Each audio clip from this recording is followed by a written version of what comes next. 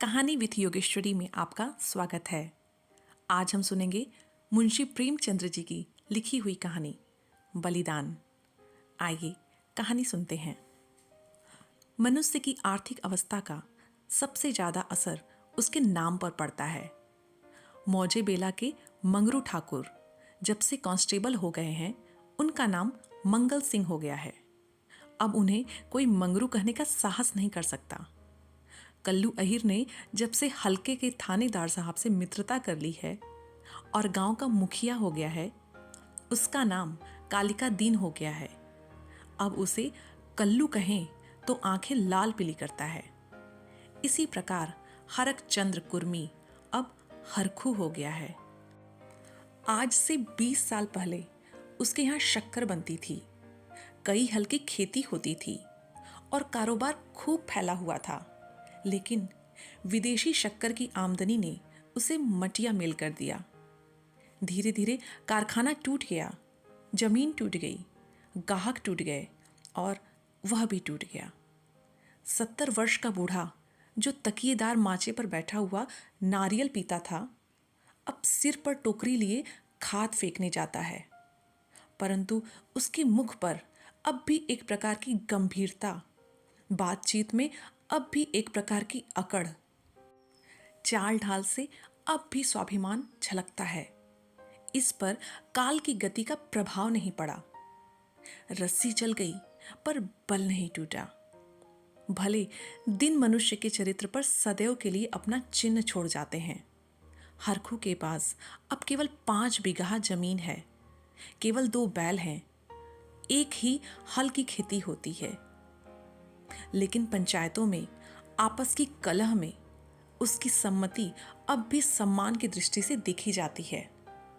वह जो बात कहता है बेलाग कहता है और गांव के अनपढ़ उसके सामने मुंह नहीं खोल सकते। हरखू ने अपने जीवन में कभी दवा नहीं खाई थी।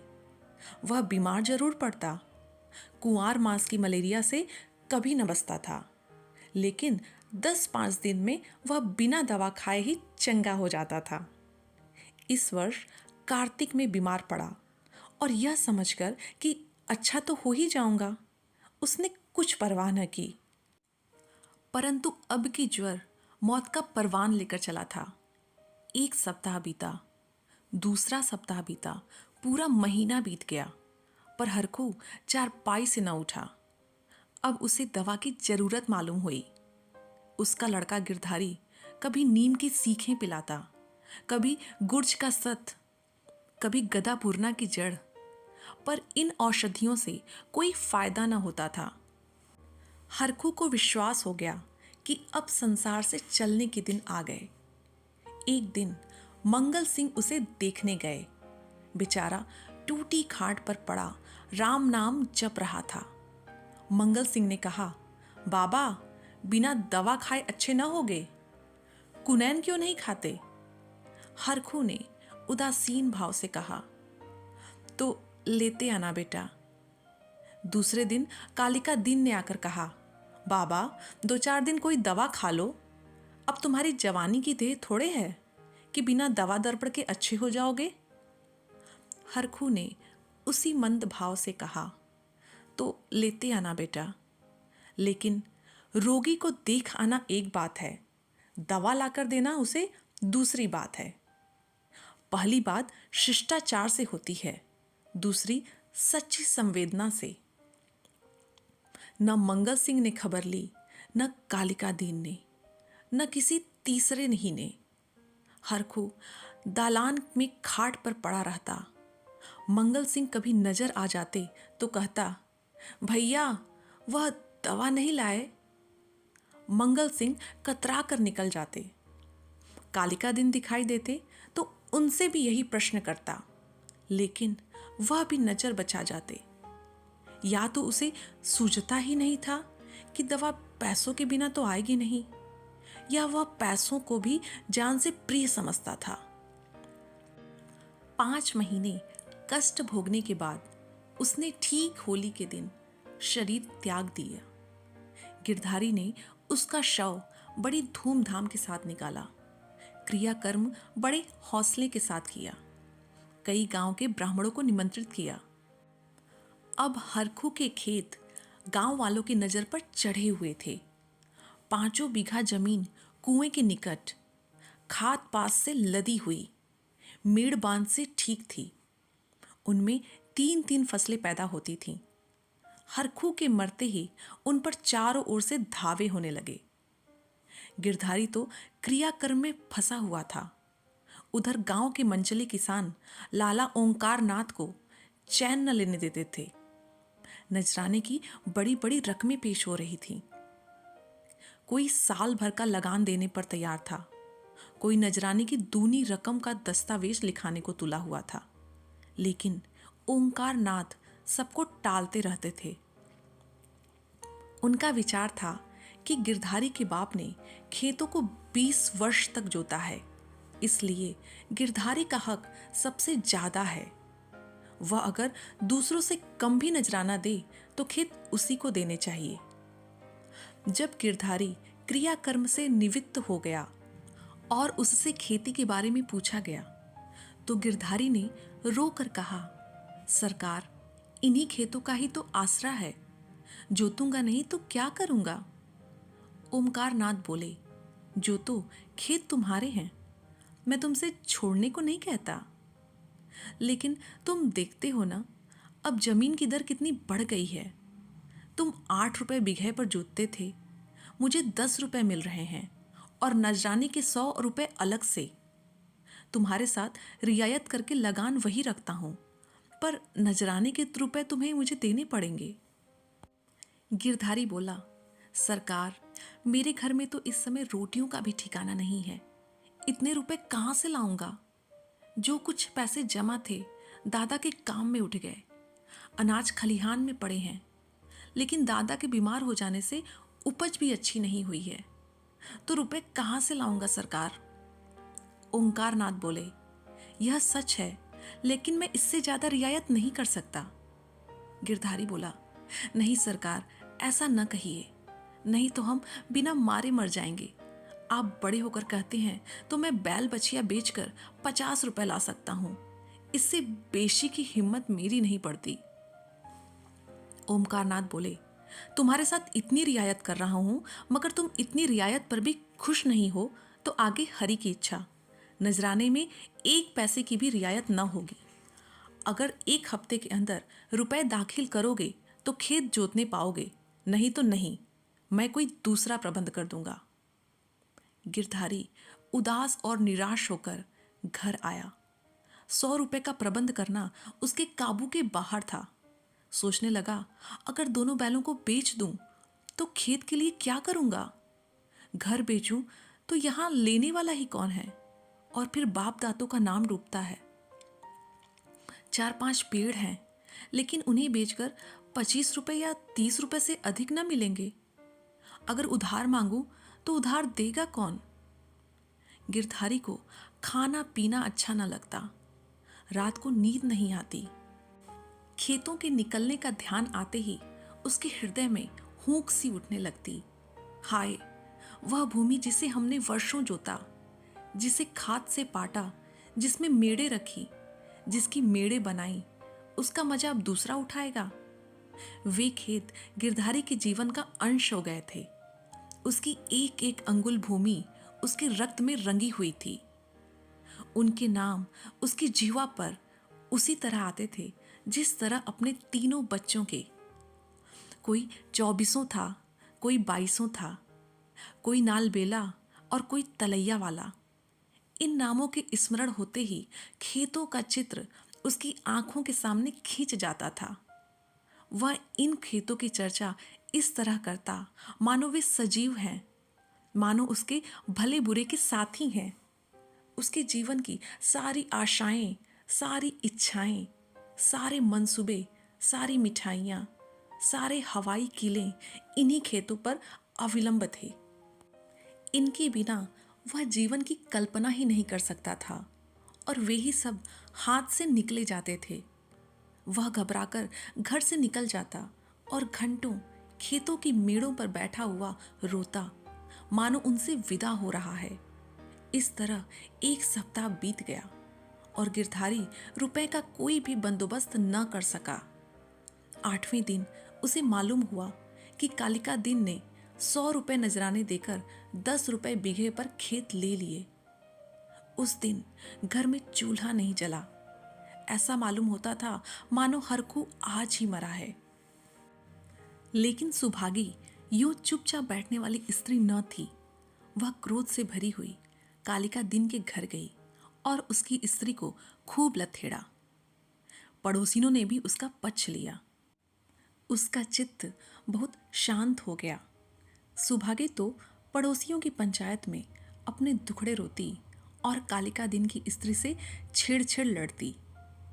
इधर गिरधारी अपने द्वार पर बैठा हुआ सोचता, अब मेरा क्या हाल होगा, अब यह जीवन कैसे कटेगा, ये लड़के किसके द्वार पर जाएंगे।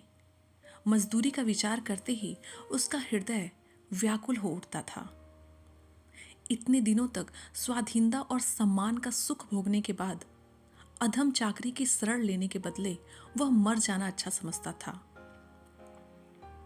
यही सोचते सोचते गिरधारी की आंखों में आंसू की झड़ी लग गई। गांव के 2-4 सज्जन जो कालिका दिन से जलते थे, कभी कभी गिरधारी को तसल्ली देने आया करते थे, पर वह उनसे भी खुलकर न बोलता। उसे मालूम होता था कि मैं सबकी नजरों में गिर गया हूं। इस प्रकार 3 मास बीत गए और आषाढ़ आ पहुंचा। आकाश में घटाएं आईं, पानी गिरा, किसान हल जुए ठीक करने लगे, बढ़ई हलों की मरम्मत करने लगा। गिरधारी पागल की तरह कभी घर के भीतर जाता, कभी बाहर जाता, अपने हलों को निकाल कर देखता।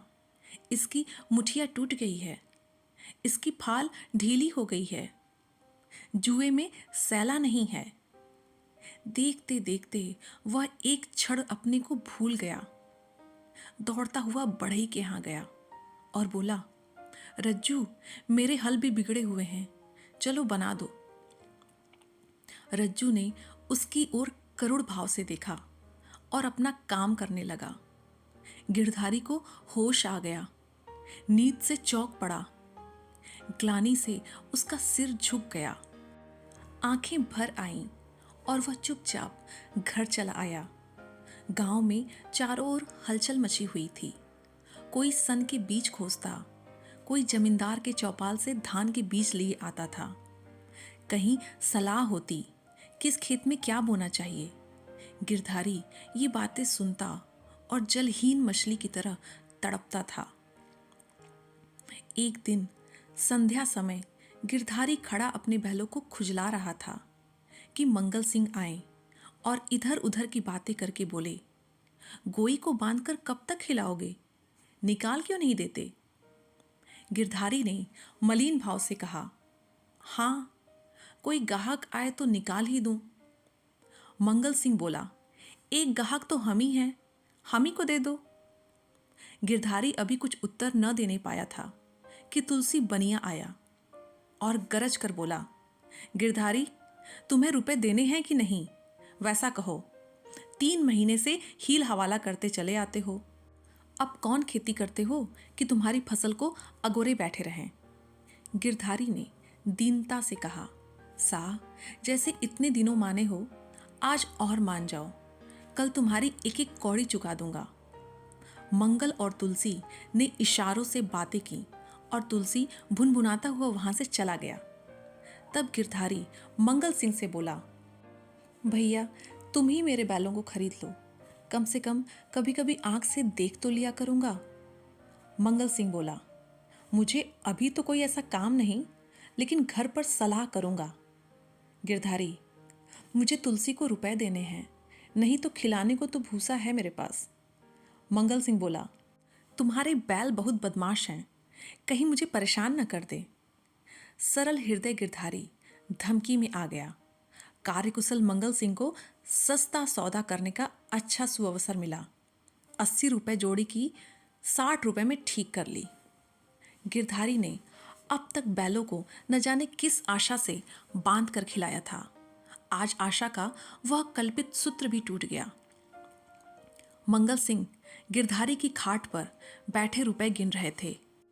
और गिरधारी बैलों के पास विषादमय नेत्रों से उनके मुंह की ओर ताक रहा था। आह, ये मेरे खेतों के कमाने वाले, मेरे जीवन के आधार, मेरे अन्नदाता, मेरी मान मर्यादा की रक्षा करने वाले, जिनके लिए पहर रात से उठकर छांटी काटता था, जिनके खली दाने की चिंता अपने खाने से ज्यादा रहती थी, जिनके लिए सारा दिन भर हरियाली उखाड़ कर लाता था। ये मेरी आशा की दो आंखें, मेरे इरादों के दो तारे, मेरे अच्छे दिनों के दो चिन्ह, मेरे दो हाथ अब मुझसे विदा हो रहे हैं। जब मंगल सिंह ने रुपए गिनकर रख दिए और बैलों को ले चले, तब गिरधारी उनके कंधों पर सिर रखकर खूब फूट फूट कर रोया, जैसे कन्या मायके से विदा होते समय माँ बाप के पैरों को नहीं छोड़ती। उसी तरह गिरधारी इन बैलों को न छोड़ता था। सुभागी भी दलान में पड़े पड़े रो रही थी और छोटा लड़का मंगल सिंह को एक बांस की छड़ी से मार रहा था। रात को गिरधारी ने कुछ नहीं खाया, चारपाई पर पड़ा रहा। प्रातःकाल सुभागी चीलम भरकर ले गई तो वह चारपाई पे न था। उसने समझा कहीं गए होंगे, लेकिन जब 2-3 घड़ी दिन चढ़ गया और वह नहीं लौटा तो उसने रोना धोना शुरू किया। गांव के लोग जमा हो गए, चारों ओर खोज होने लगी, पर गिरधारी का नहीं पता चला। संध्या हो गई थी, अंधेरा छा रहा था। सुभागी ने दिया जलाकर गिरधारी के सिरहाने रख दिया था और बैठी द्वार की ओर ताक रही थी कि सहसा उसे पैरों की आहट मालूम हुई। सुभागी का हृदय धड़क उठा। वह दौड़कर बाहर आई, इधर उधर ताकने लगी। उसने देखा कि गिरधारी बैलों की नाद के पास सिर झुकाए खड़ा है। सुभागी बोली, उठो, घर आओ। वहां खड़े क्या कर रहे हो? आज सारे दिन कहाँ रहे? यह कहते हुए वह गिरधारी की ओर चली। गिरधारी ने कुछ उत्तर न दिया। वह पीछे हटने लगा और थोड़ी दूर जाकर गायब हो गया। सुभागी चिल्लाई और मूर्छित होकर वहीं गिर पड़ी। दूसरे दिन कालिका दिन हल लेकर अपने नए खेत पर पहुंचे। अभी कुछ अंधेरा था। वह बैलों को हल में लगा रहे थे कि एकाएक उन्होंने देखा कि गिरधारी खेत की मेड़ पर खड़ा है। वही मिजई, वही पगड़ी, वही सोंटा। कालिका दीन ने कहा, अरे गिरधारी, मर्दे आदमी, तुम यहाँ खड़े हो और बेचारी सुभागी हैरान हो रही है, कहाँ से आ रहे हो? यह कहते हुए बैलों को छोड़कर गिरधारी की ओर चला। गिरधारी पीछे हटने लगा और पीछे वाले कुएं में कूद पड़ा। कालिका दीन ने चीख मारी और हल और बैल वहीं छोड़कर भागा। सारे गांव में शोर मच गया। लोग नाना प्रकार की कल्पनाएं करने लगे। कालिका दीन को गिरधारी वाले खेतों में जाने की हिम्मत न पड़ी। गिरधारी को गायब हुए 6 महीने बीत चुके हैं।